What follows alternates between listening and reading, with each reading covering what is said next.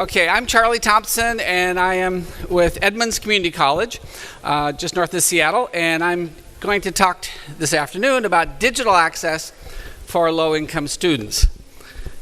The digital divide is a really large barrier for education. Only 40% of households that earn less than $20,000 a year have access to the internet. And that creates quite a problem when you're trying to learn as much as you can, as fast as you can. Because the lack of information, not only for computer technology, but in education in general, if you can't get the information, then you have a lower paid job and you have less opportunity. And it becomes this vicious circle that keeps somebody trapped more in poverty. So we know that education is the number one thing that lifts folks from poverty. And internet connectivity equals opportunity. And in-home access is vitally important. You can't just go to the library and study and make it happen. So a big important part of our program at Edmonds from the beginning is this computer access and teaching. Because you can see, I was going to do a game show thing, but anyway, participating in all these benefits, as you can see popping up on the screen here, are important and are available to all families who have internet connectivity. And for many of us, we just take it for granted. But for a lot of folks, it isn't available. But it isn't really simple. You can't just give them a computer and say, here, go, this is it. And so I wanted to share the 4 elements that we need to make this work. There's actually 5 because we can't do this alone. We're an education organization. We're not a computer organization. So we partnered with Business Access out of Dallas, Texas, and they work with TANF organizations across the country in setting up these kinds of computer program opportunities. They've been doing it for over 14 years, and they do a really good job for us.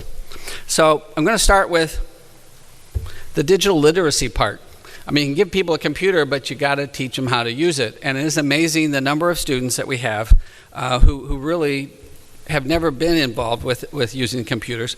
And you can see the things that are available up there through our program. And one of the big things is we have 1,000 soft skill courses that are available online, not only to the student, but also to their whole family. And they range from everything about employment skills, but also programming skills, preparation for Microsoft technician exams or GED. So it can be used for the whole family. So get down to the nuts and bolts is that we do have, we provide them with a really nice laptop. Not super expensive, but it has to work well enough to be able to stream video, because so much of our lessons are taught that way. Also provide Wi-Fi and mobile broadband connections, and most importantly, we provide replacement protection for that. I mean, if it gets stolen, if it gets destroyed, we replace it. We also have to have broadband internet.